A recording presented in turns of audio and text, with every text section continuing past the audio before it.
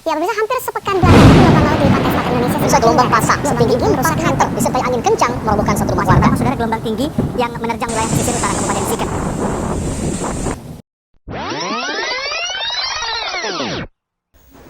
Hai, welcome to Indonesia, welcome to Oceanography.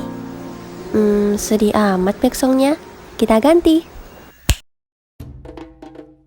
Sampai saat ini, pasti kita tidak awam lagi bukan dengan istilah gelombang laut.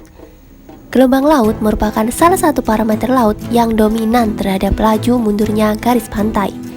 Gelombang ini disebabkan oleh hembusan angin, perbedaan suhu, salinitas, dan sebagainya. Berbicara mengenai gelombang laut, beberapa dari kita pasti terfikirkan tentang pantai, bukan? Nah, pada saat kalian di pantai nih, kalian pernah nggak melihat hal ini, dan ini? Ya, namanya breakwater. Breakwater merupakan bangunan yang berfungsi sebagai penahan ataupun peredam gelombang yang akan masuk ke dalam kolam ataupun alur pelayaran. Breakwater ini biasa disebut sebagai pemecah gelombang. Fungsi dari pemecah gelombang ini ialah untuk melindungi pantai yang terletak di belakangnya dari serangan gelombang yang dapat memengaruhi erosi pantai. Ada banyak contoh bahan yang digunakan sebagai alat pemecah gelombang. Salah satunya ban, yang akan kami bahas kali ini.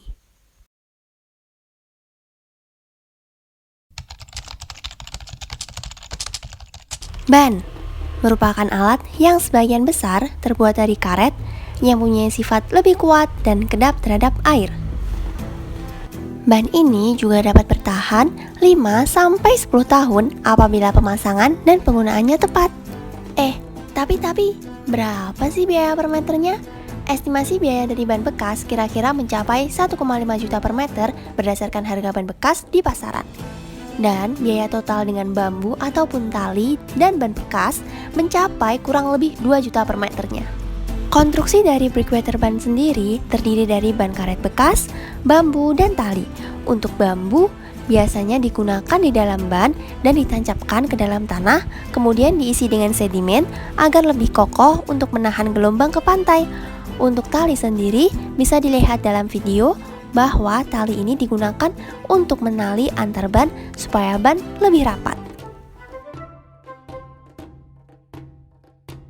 Breakwater dari ban ini cocok digunakan untuk kondisi gelombang di pesisir pantai yang dipengaruhi oleh dinamika oceanografi seperti pasang surut serta dengan kondisi dasar pantai yang berpasir ataupun lumpur berpasir. Kelebihan dari breakwater ban sendiri, yang pertama, dapat mereduksi gelombang yang signifikan.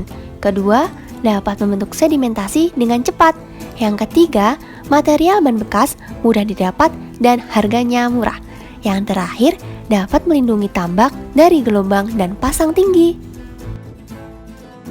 Nah, kalau ada kelebihan, pasti ada kekurangan kan? Jadi, kekurangan dari breakwater ban ini yang pertama, bahan-bahan relatif lebih cepat rusak. Yang kedua, proses pengikatan harus sangat rapat agar ban tidak mudah lepas.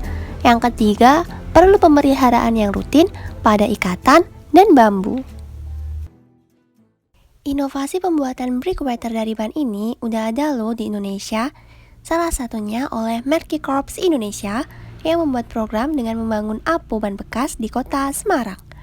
Desain apo tersebut merupakan pengembangan dari desain yang telah ada di lapangan, yang dikembangkan secara Friend of the Earth VOA Jepang di Kecamatan Tugu. Jadi dari sini kalian pasti tahu kan hubungan antara breakwater dengan berita yang kami paparkan tadi? Ya, kemungkinan gelombang tersebut dapat merugikan masyarakat pesisir karena tidak adanya pemecah gelombang atau tidak berfungsinya pemecah gelombang yang ada untuk melindungi pantai ataupun pesisir.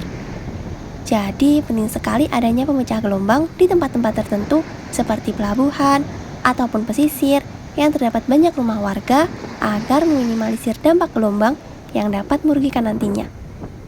Sekian dari kelompok 8, sampai jumpa.